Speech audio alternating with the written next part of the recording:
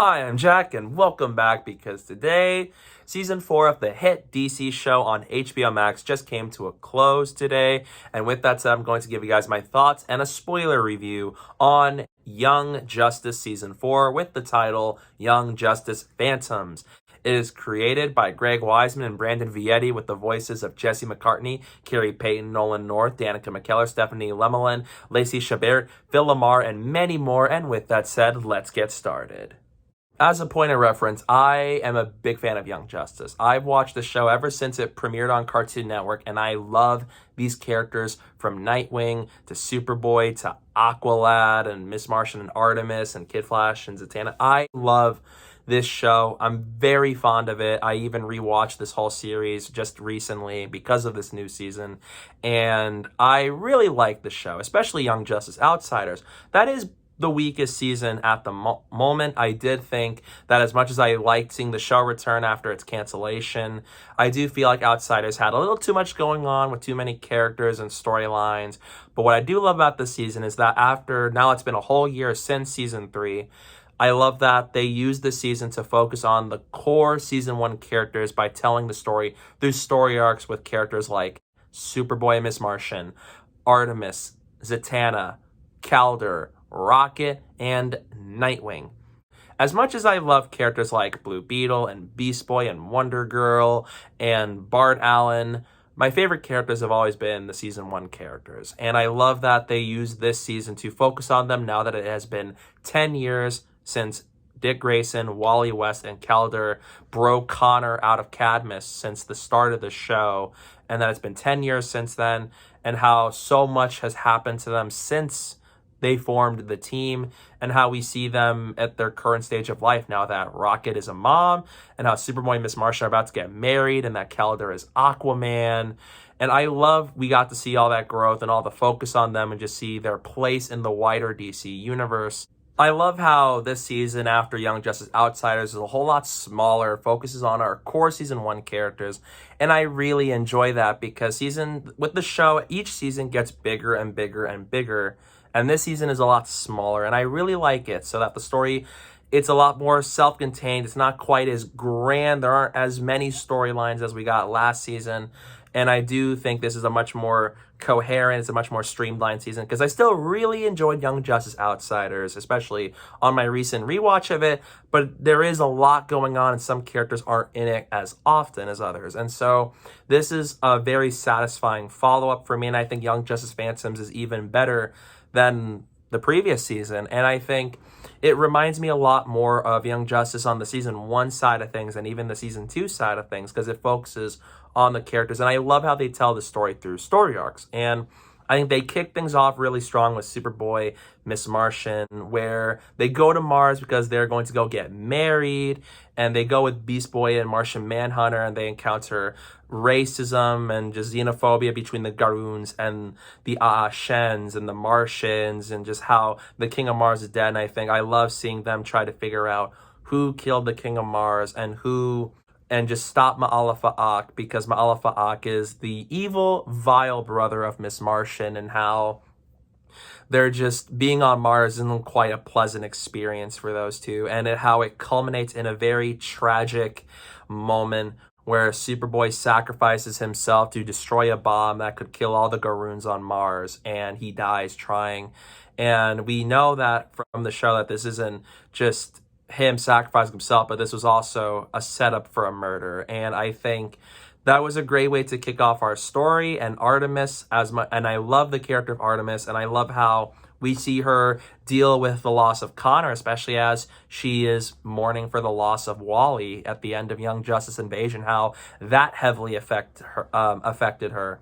And so I really dug how with the storylines, we see how Superboy's death is pretty much the kicking off point of our season, and how do our heroes respond to it.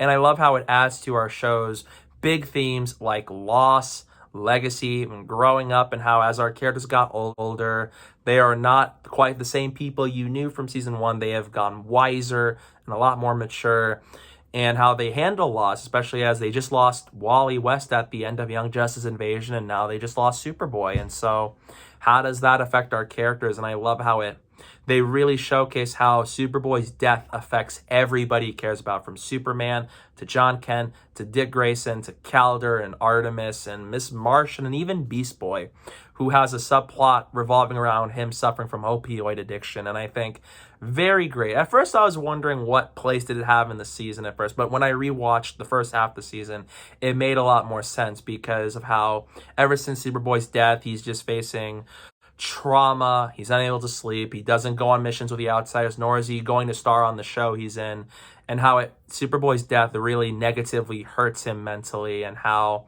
he's just hurting on the inside. And I love how it tackles a lot of these modern day topics. While last season has tackled some really mature themes, so does this season, and it's a lot more violent than maybe even last season, because even though last season has some very mature ideas and very dark moments, so does this season, especially in Artemis' story. And it finally pays off the relationship between Artemis and Cheshire, where ever since season 1, they are sisters, and they're just out there doing their own thing, where Cheshire is working for the light and doing all of these things, doing all of these criminal activities, and Artemis is on the side of the team and the Justice League and all that stuff. And so I love how as the show progressed, both characters still care about one another, but they haven't quite reached a point where it's like they can finally fix one another and stuff like that. And so I love that in this arc, aside from Artemis going to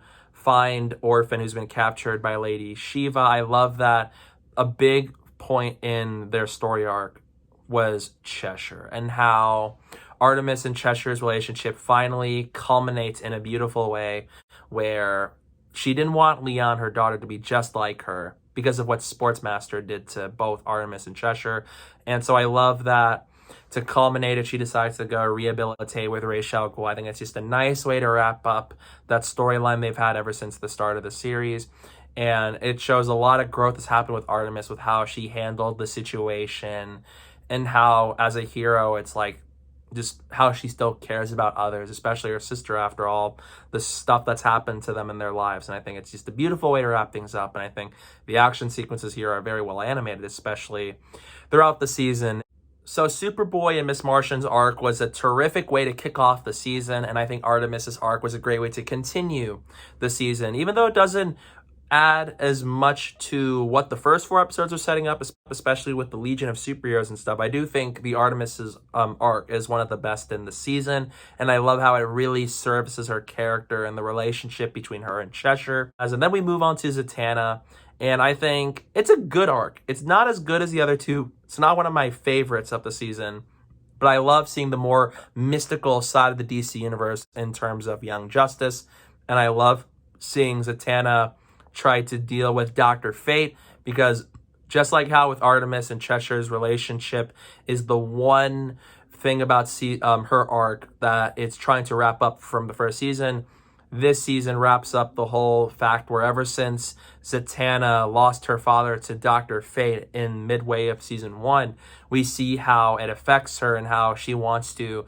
do whatever it takes to free Zatanna from Dr. Fate. And I think this arc really does it, even if it's very grand and there's a lot of big sequences happening in the arc, and there are a lot of new characters that I'm not quite as attached to, but I do enjoy the Zatanna arc, and I think seeing the mystical side of things and just Zatanna was awesome nonetheless. And then we see in the end, and Superboy's not actually dead, but rather he is alive, but he is somewhere. And I theorized for a while where this might be. The title is Young Justice Phantoms, so I had a feeling this was going to be the Phantom Zone. And later on in the season, I was correct. And then we go to Calder's arc, as he is one of the oldest members of the team, because Dick Grayson, Wally West, and Calder, they formed the team ever since 10 years prior they broke into Artemis and freed Superboy. And how Superboy's death just negatively impacts him, and how he lost somebody he loved, and how he's now took on this burden to be Aquaman. Now he's like one of the leaders of the Justice League, and how he's doing so much, and that it's like he can only continue to do so much until it destroys him. And I love how this arc really focuses on his character. And just like with Zatanna, there's a lot of other things at play than just Calder as a character, but I do think I love seeing a lot more of Atlantis here, especially with the return of Arian, the son of Vandal Savage, and who's the rightful king of Atlantis. Seeing Atlantis here a lot more is really awesome, and just seeing that side of things. I really had a fun time watching, and I love that we got to see characters from earlier seasons return here. We got introduced to King Shark, we got to see Lagan again, and we got to see all these other characters, especially from even the Aquaman movie, like King Nereus. I think that is really cool. And I love how, aside from that arc playing out with who's the rightful king, and that there's something up with Arian and Orm, we find out that Superboy is with another stranger in the Phantom Zone, and he's trying to escape because he realizes he's not dead. At least he doesn't realize it just yet. And so I love how with that whole area, we're wondering, where is Superboy? We want him to be okay and get back to the team and get back to the world, but we don't know much of what's happened to him. We don't know how he got there. We don't know what's happening to him, and we see how it's not quite the fun place it is. It really isn't. And so I love that we see Superboy struggle, and he's struggling to just find a way to survive in the Phantom Zone, especially with all these things happening to him. And that is, he just trapped here. Is this basically purgatory for him, which basically it is. And I love that side of things, and how we see hallucinations of all these characters, from a Wally West to a Miss Martian to Superman and Match and Lex Luthor, and how as that happens, it really starts to progress the story. Because as much as I love the first half of the season, I do feel like it doesn't quite do as much with like the Legion of Superheroes or the first half of the season with Superman and Superboy Miss Martian's arc, while the back half of the season really starts to push that story forward.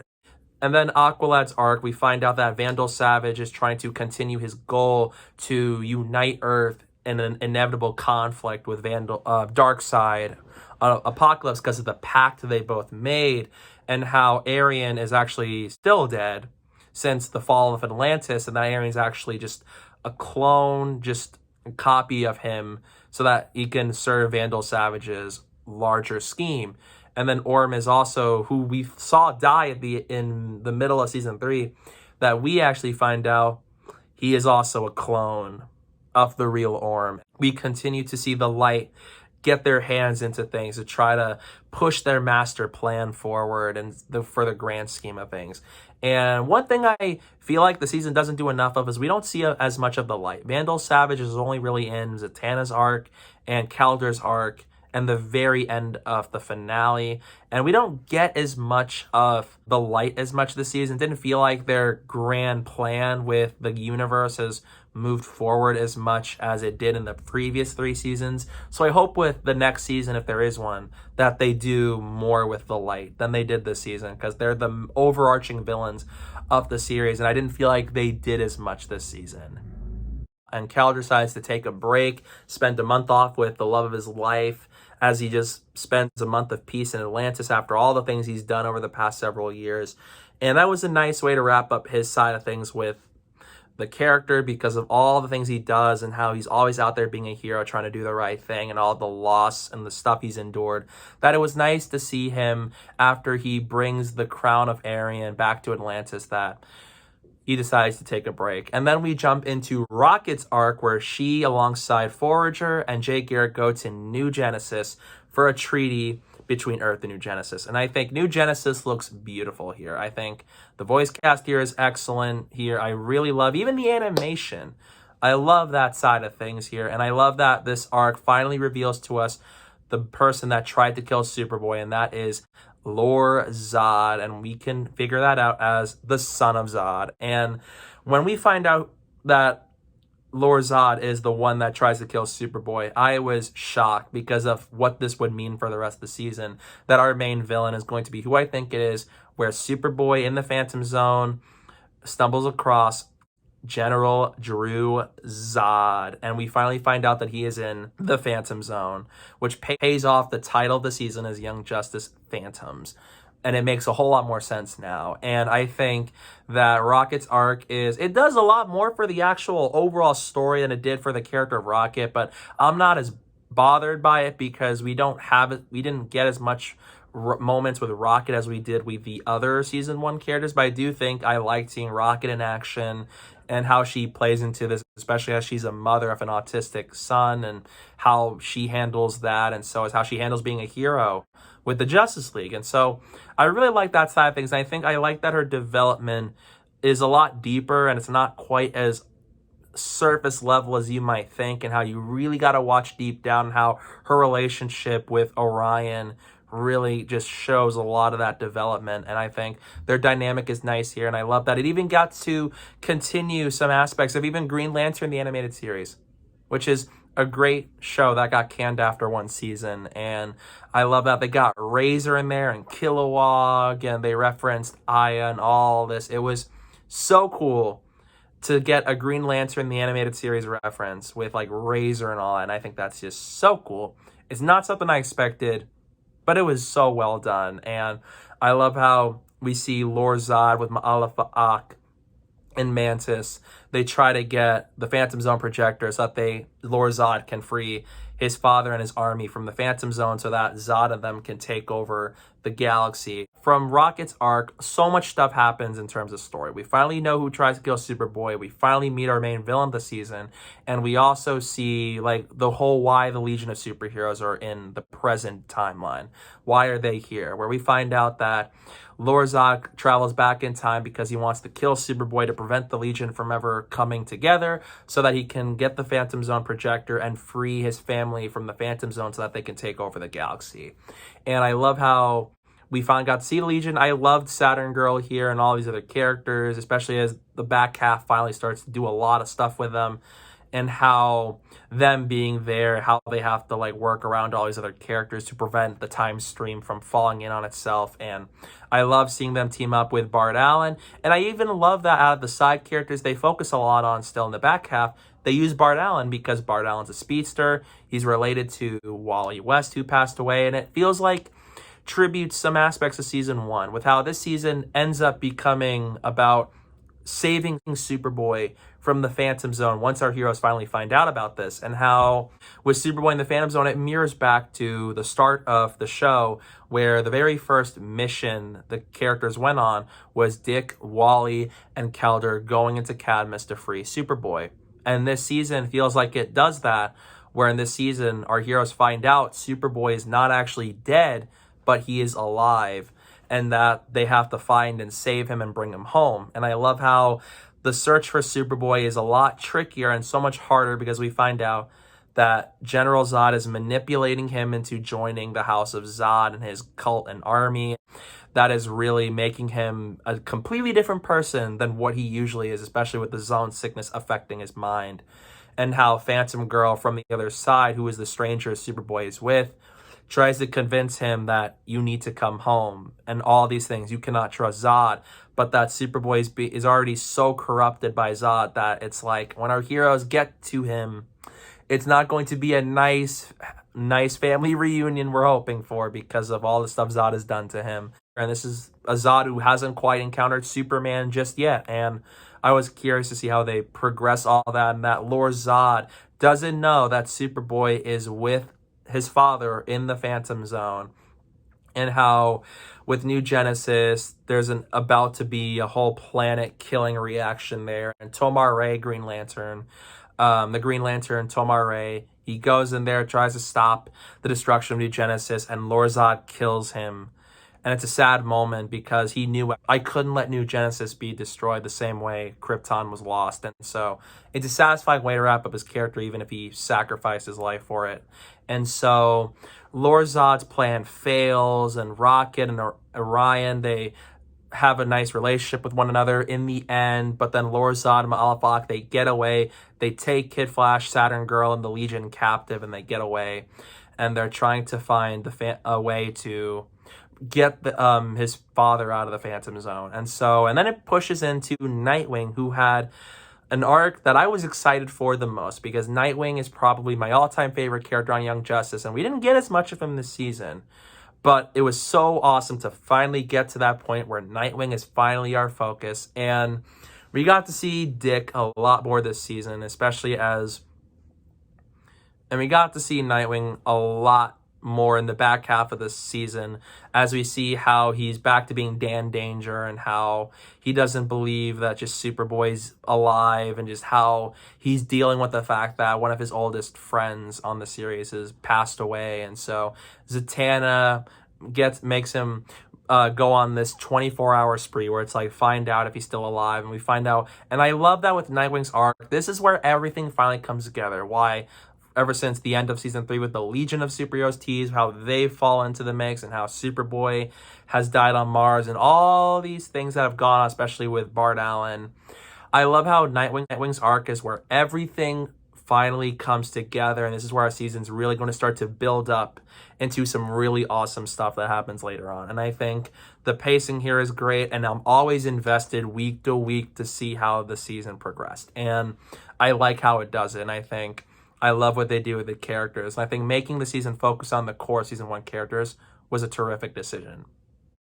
And so Nightwing alongside Calder, Zatanna, Artemis, and Rocket, they finally are all together for the first time this season, and it's finally nice to see so many of the original season 1 characters all in a room, even though Miss Martian wasn't there. But it was nice to see them all together, and they decided to go to the Phantom Zone so that they can save Superboy. And so they go into the Phantom Zone and they face off Zod and his army. And so much danger awaits them when they face them, because Superboy is so deeply corrupted by Zod that he refuses to go back to the real world with them, especially as he's not believing what he's seeing, and it leads to Nightwing and them trying to learn how to survive the Phantom Zone as they try to save Superboy and try to stop Zod and his army, because they've been there for such a long time, but they just got there, and this is their first time in the zone. And how do they work around this? How do they use their skills in combat and take them on? And I think that was really well done, and we see in the main side of things with the Kaiser Thrall and Superman and Phantom Girl and Miss Martian and Black Lightning and all these characters, they go to this planet with a red sun because they want to find a way to get Superboy back, especially knowing that there are Kryptonian criminals in there, and how there are two sides at play when it comes to the whole Phantom Zone storyline, and how Lord Zod's trying to do anything it takes to get his father back so that they can enact their plan to take over the galaxy, unknowing of what's happening on the other end for both characters. And I love how it culminates where the team gets to fight all together quite more than once in the back half of the season, and it's awesome because I love the original characters and I love that they got the focus. So it's satisfying to finally see them fight side by side, and Nightwing even gets to make a Lord of the Rings reference with "You shall not pass," and that was awesome. And I love how they were able to do that, and I think it was just such a great, fun little moment as Nightwing, Calder, and Artemis, Rocket, and Zatanna take on the House of Zod and try to prevent them from escaping through that portal to the real world. And so I love that, especially from that point on, Zod and his wife and Superboy, they get out of the Phantom Zone, and how Superboy is so badly injured because of the injuries he sustained. Because of the injuries he sustained while he destroyed the bomb on Mars. And then they return to Earth, and Lord Zod realizes Superboy's alive. You got to kill him because he's the enemy, but Zod's corrupted him already. And how, with that happening out of the way, it leads to even more of a struggle for our heroes to get Connor back. Because it wasn't just about stopping Zod. Because one of the biggest points of this season, one of the biggest goals of the season, is for our heroes to save Connor. Whether they are just a member of the team or whether they're like a Justice League member, they all want to save Superboy because they found out he's alive, but that he's mentally broken and he's lost. He's not the same Connor they knew because the Phantom Zone and Zod both corrupted him. And so I love that the back half of the season was less so about them trying to stop Zod and Lord Zod, but rather it's the fight for Connor's life. And I love how it makes this season all about Superboy, and he is the heart of the season. As much as I love the original season 1 characters, I love that this season finally gives Superboy a very important role in this story. So seeing the team fight side by side with one another in the penultimate episode is awesome, and it's just so just gives me a lot of chills down my spine, especially as somebody who loves season 1, that we finally got to see most of our season 1 characters back together in a mission to save Connor. And I love how Nightwing eventually goes to the portal, stops Zod and Ursa from getting full strength with the Yellow Sun radiators inside of the Fortress of Solitude, and it results in a scuffle with Lord Zod. And I was so shocked for a moment, I thought they killed off Nightwing. And one of the things I hope the show would never do anytime soon is they kill off Nightwing, because he's probably my favorite character, and that broke me. I really was like, no, don't kill off Nightwing. This is not what I was hoping would happen. And then you had Superman and the crew. They go to the Fortress of Solitude because that's where Zod and them are. And they get demolished, apparently, where they got attacked by the Emerald Eye that just took control of Ursa Zod, and how Zod and Superman finally meet one another in this universe, and how Superman is just trying to do anything it takes to get Connor back, and how he looks like he's lost and that everyone else is down on the ground. And they go to Metropolis, and Zod signals a message that Superman has failed you, and that this will now be New Krypton and all that stuff, and we're going to be your rulers, and that he's going to have Superboy under Zod's control kill him. And I was so shocked by the way that ended that I immediately wanted to see how it was going to wrap up in episode 26, Death and Rebirth. And so I love that we still see Superboy. He's not willing to kill Superman because he's family, and how he struggles to do what Zod is ordering him to do, so he wouldn't. And then they all go to Metropolis. We find out Nightwing faked his death. He's not actually dead. And Miss Martian just debriefs him on everything that's happened and just where they all are, and all our characters from the team to them. They go to Metropolis, which leads to an awesome fight sequences where Superman fights Zod, and Superboy and Miss Martian finally meet again for the first time since episode 4 of season 4, and she frees him from Zod's control and just the Phantom Zone sickness that plagued his mind and made him revert back to his programming. So to finally see Superboy back on our side again, Miss Martian has freed him and back to normal. And so I love seeing Nightwing and Artemis take on a member of the House of Zod, and we find out Rocket's actually alive. And then we see how she used the Time Spear, and the Legion of Superheroes are at play. They take on Ma'ala Fa'ak and Danny Chase, who's the 11-year-old boy stuck inside of the Kaiser Thrall, and Aqualad who's now Aquaman, takes on Zod, and just all these awesome things. We got to see our original season 1 characters alongside Bart Allen and Superman, the Legion of Superheroes, as they all take on the House of Zod. And I think it's just an epic fight sequence to wrap up the season, where Zod is finally defeated and everybody's down on the ground. Ma'ala Fa'ak sent to the Phantom Zone, and Lord Zod gets away, and so does Ursa Zod, also gets away with the Emerald Eye. And so because of that, Lord Zod, surrounded by everybody, he gets away into the Time Spear and leaves the heroes afraid of what would happen. And then we find out in a shocking reveal that really pays off something from the first arc in the season, where Lord Zod is unable to control the Time Spear, because what happened was when Rocket, we thought, was dead, she ended up back in Metron's vault, and Metron apparently put her inside of the Time Spear, and so she goes back to that fight so that she can help beat Zod and them. But then Lord Zod gets in there, and it takes him back to Mars, back when Superboy was just about to sacrifice himself. And Lord Zod sees this as a sign to finally get another chance to kill Superboy.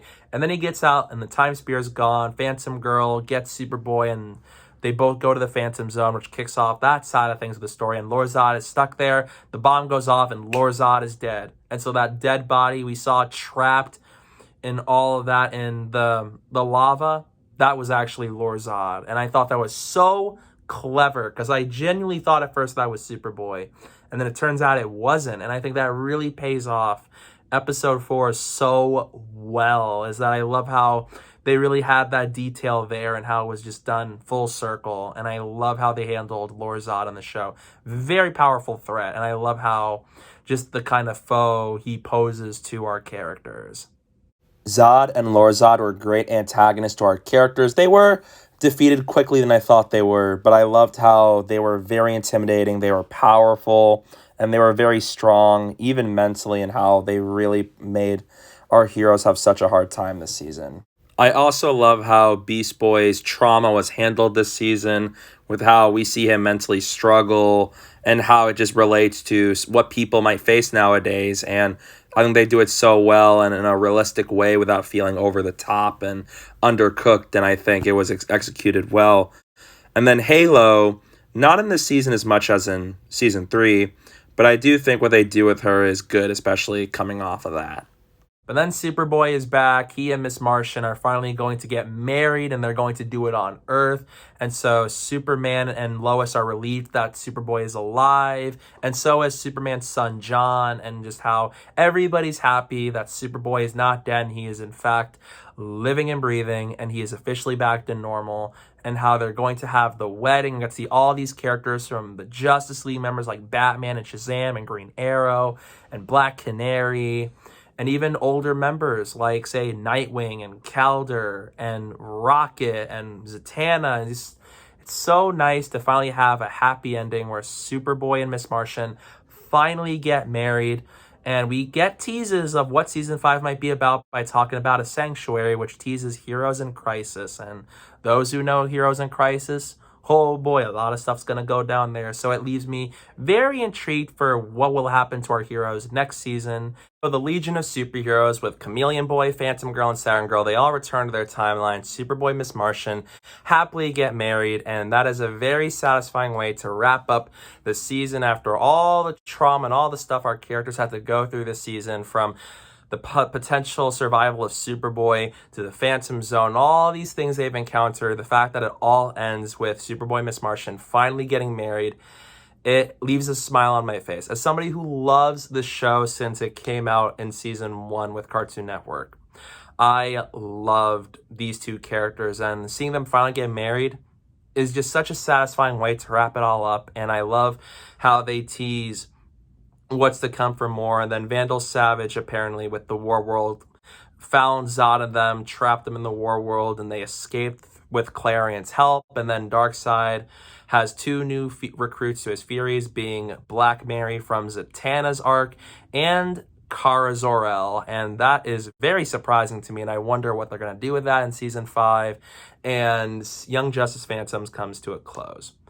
So yeah, I really enjoyed the season. I think it's a step up from last season with a much more coherent story with a focused set of characters. And I love the original characters this season, and I love just the story and just what they were able to do with character development and such. I had a good time with Young Justice Phantoms, and I was so invested to watch the season week by week. It is a really great season of the show. So in the end, I'm going to give Young Justice Phantoms an A-.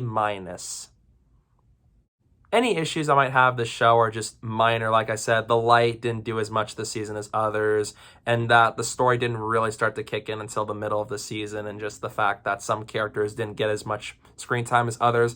But that doesn't bother me. I really enjoyed the season, and I really hope we get a season 5 because it's not official yet. And I love this show, and I really want to see them continue with the stories with the characters, especially with where they ended things off with Darkseid and Savage in them. So I really hope Warner Brothers and HBO Max will give us a season 5 of Young Justice. I love the show. I love the season, but I really want to see where these characters go next, especially with what has been left behind. So really hope they give us a season 5 confirmation soon because I want it. So yeah, those are my thoughts on Young Justice Phantoms. Let me know down below in the comment section. What are your thoughts on this season? I'd love to hear down below in the comment section. If you haven't, go check it on HBO Max. I think you should watch it. And stay tuned. I have a review for Jurassic World Dominion coming up soon. Can't wait to go see it. And I hope you guys will stay tuned for that. And don't forget to follow me on social media. My username is down below at the bottom of the screen and in the description below. So please go do that while you're at it. And thank you guys so much for watching. And don't forget to hit that like button and the subscribe button. And stay tuned for more. People are in open rebellion. Your authority means nothing here. I don't want to be needed. Come with me if you want the entire galaxy to survive.